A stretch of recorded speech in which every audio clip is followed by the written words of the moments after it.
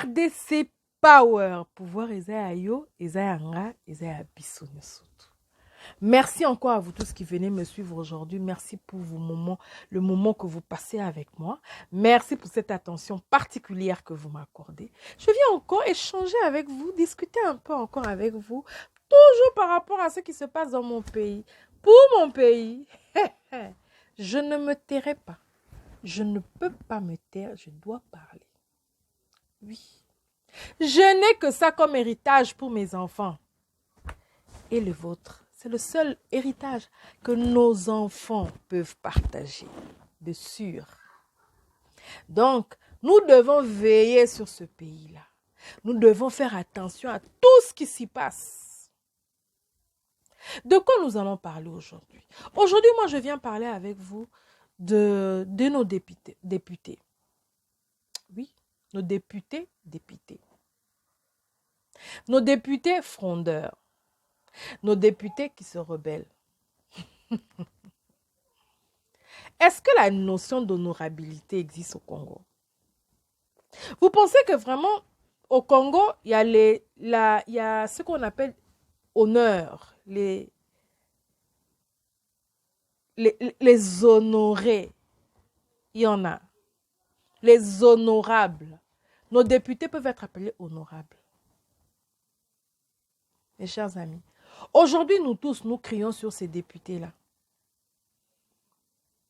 qui deviennent des frondeurs, qui se rebellent. Mais je me demande, a-t-on le droit de blâmer sur eux? Je me pose des questions. Parce que ces députés-là, ils étaient attachés à quelqu'un, non? Et ils avaient signé des chartes, non?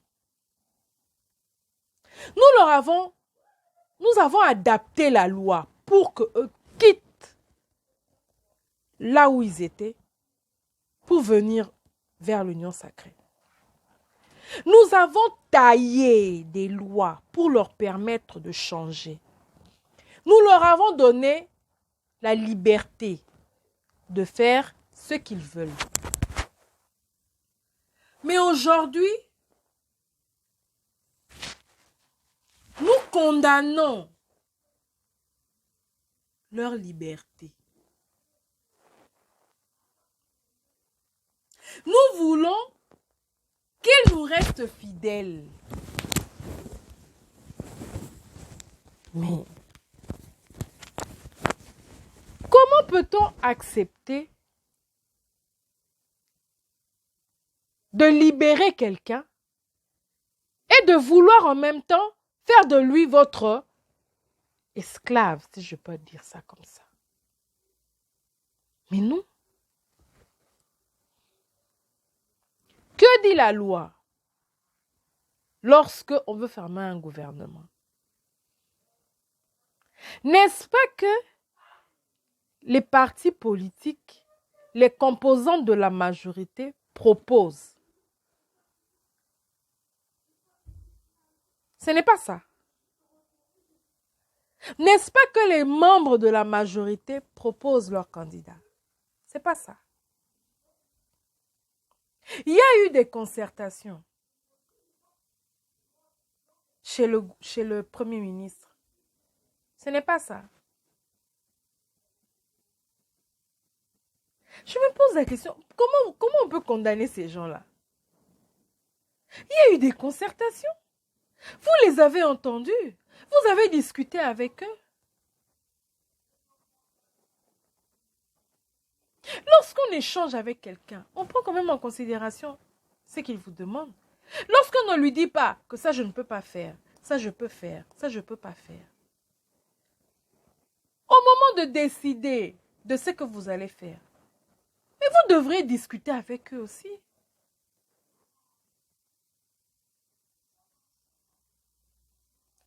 Aujourd'hui, on les traite n'importe comment. On dit de tout ce que l'on veut dire. Est-ce que ce n'est pas la faute à ceux qui ont négocié avec eux? On ne dit rien sur ceux qui ont négocié avec eux. On ne les condamne pas, on ne les interpelle pas, rien. Mais nous condamnons ces députés-là. Vous savez, dans la vie, il faut savoir respecter ses principes. Surtout quand toi-même tu les aimes. C'est toi-même qui as donné ces principes-là. Respecte-les. Lorsque tu t'entends avec quelqu'un, mais respecte au moins les accords que vous avez signés ensemble. Il faut les respecter.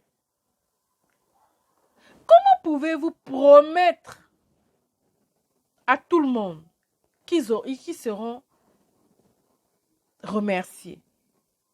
Déjà là, il y avait déjà un problème. Au début déjà des négociations. Vous leur avez donné la carotte et vous leur avez présenté le fouet. Mais c'est clair, ils ont choisi la carotte. Au moment de leur donner la carotte, vous dites non. Ça signifie que pendant les 3 ans qui restent, chers négociateurs, nous serons butés à ce problème. Parce que la majorité a été mal négociée. Nous revenons au problème avec le FCC. Des négociations mal faites. C'est le même problème. Or, les mêmes problèmes produisent les mêmes effets. Donc, ça signifie, nous irons de fronde en fronde.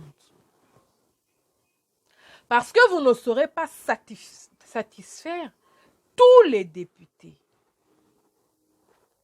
Mais n'oubliez pas, ces députés-là, durant toute la période, durant tout le mandat du président, vous aurez toujours besoin d'eux. Aujourd'hui, vous êtes obligés de renégocier avec eux. Vous n'allez pas parce que vous n'allez pas leur imposer. Vous risquez, au moment du vote, avoir un problème. Je comprends qu'ils seront menacés, tous ces messieurs-là. On va les menacer. On va brandir encore la chicotte. Et aujourd'hui, ils vont capituler face à la chicotte. Hier, ils ont capitulé face aux carottes. Demain, ils capituleront face à quoi? Parce qu'ils viendront toujours se plaindre. Ils vont toujours se plaindre. Certains parlent de la représentativité. Certains parlent du fait qu'on ne les a pas bien rémunérés, si je dois dire ça. Demain, il y aura encore d'autres revendications. Cette fois-ci, peut-être que la loi ne sera pas bien exprimée. Nous irons de fronde en fronde. Mes chers amis, est-ce que vous comprenez dans quelle situation vous avez mis l'État?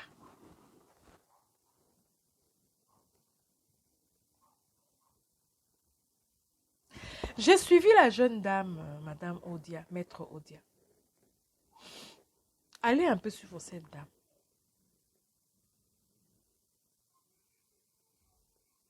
Avez-vous bien réfléchi quand vous avez décidé de couper court au FCC Cash?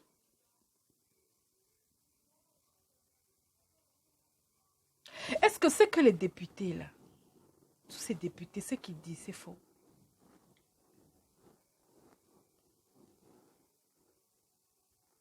Parce qu'aujourd'hui, ils peuvent accepter le gouvernement, mais nous serons dans une crise de confiance. Il y a crise de confiance. Les députés n'auront plus confiance aux promesses du président.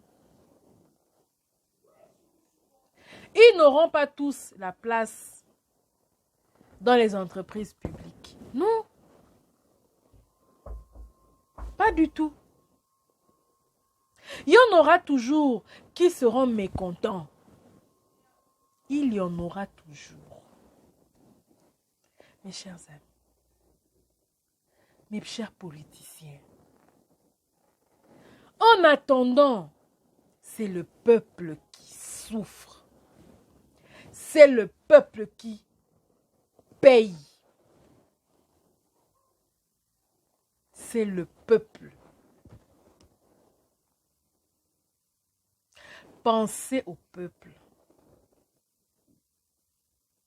Pensez à ces gens-là qui vous ont élus. Pensez à eux.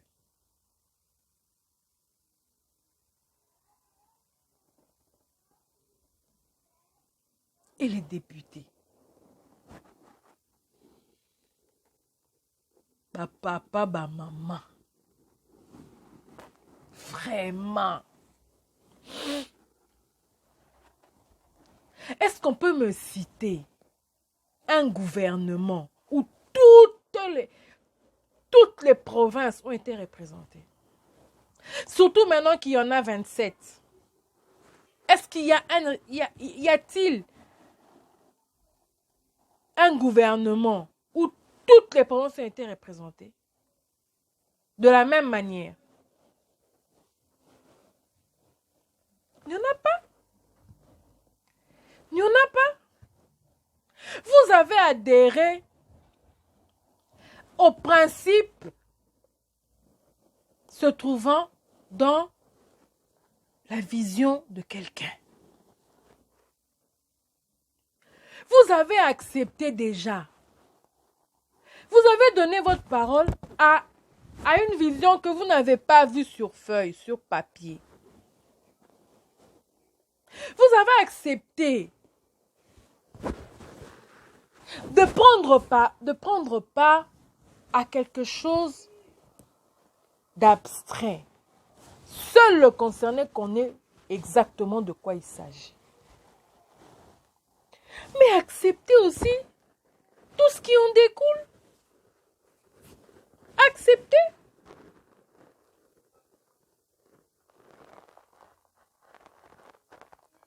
Acceptez cela. Pourquoi vous voulez aujourd'hui vous réveiller et dire non, voilà, nous ne sommes pas satisfaits? Mais non. Acceptez que pendant toute cette période, toute cette législature, que la décision que vous avez prise de changer de camp ait des conséquences telles qu'aujourd'hui. Montrez-vous mature politiquement. Acceptez ce qui vous arrive. Faites quand même marque de sérieux dans ce que vous faites, dans les décisions que vous prenez. Vous avez pris déjà une décision. L'union sacrée, ça fonctionne comme ça. Aujourd'hui, vous devenez des frondeurs. Rien que par rapport à la sortie du gouvernement. Et demain, lorsqu'on va commencer à appliquer la politique du gouvernement, vous allez encore nier votre participation? Vous allez bouder encore? Soyez responsables, mes chers députés. Vous êtes quand même des honorables. Des grands hommes de loi. Acceptez. Vous êtes dans la barque. Vous êtes dedans. Acceptez tout ce qui arrive. Acceptez. Arrêtez de menacer. Arrêtez. Soyez conséquents. Arrêtez de menacer. Parce qu'en fin de compte, on va vous faire taire. La chicotte là, vous aurez peur de la chicotte. Vous aurez peur de la chicotte. On ne changera pas le gouvernement. Vous allez l'accepter. On ne changera rien dans le gouvernement. Vous allez l'admettre. Vous voulez seulement que tout le monde constate que vous avez accepté, finit par accepter, comme même rien n'a changé. Vous allez justifier ça comment? Comment vous allez justifier le fait que vous n'avez pas changé? Que vous n'avez pas bloqué l'investiture? Comment vous allez justifier ça? Vous savez que vous n'allez rien changer. Ça ne va rien changer. Même si on vous entend, même si on vous écoute, tout le monde n'aura pas une place de pouvoir quelque part. Non. Il y en a qui doivent rester dans les parlements. Là. Vous y resterez. Alors arrêtez de monter les enchères pour rien parce que vous n'aurez rien. Arrêtez de vouloir faire du chantage. Ça ne sert à rien. Ça ne sert à rien.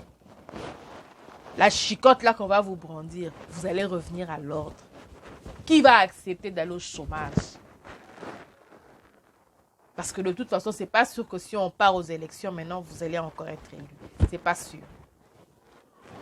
Surtout avec Nanga qui est fâché avec ce que vous l'avez fait là-bas, au Parlement. Que vous revenez encore aux élections avec Nanga. Mais il va vous montrer, non? Vous allez sentir. Donc, elle a les députés au pas. J'ai dit au pas. Les conséquences, acceptons-les et continuons. Rendez-vous en 2023. Merci à vous tous qui m'avez suivi aujourd'hui. Yabino Ndeko, Yabino Famille RDC Power. Merci Nabino, surtout donc les parlementaires là. Rendez-vous la prochaine fois.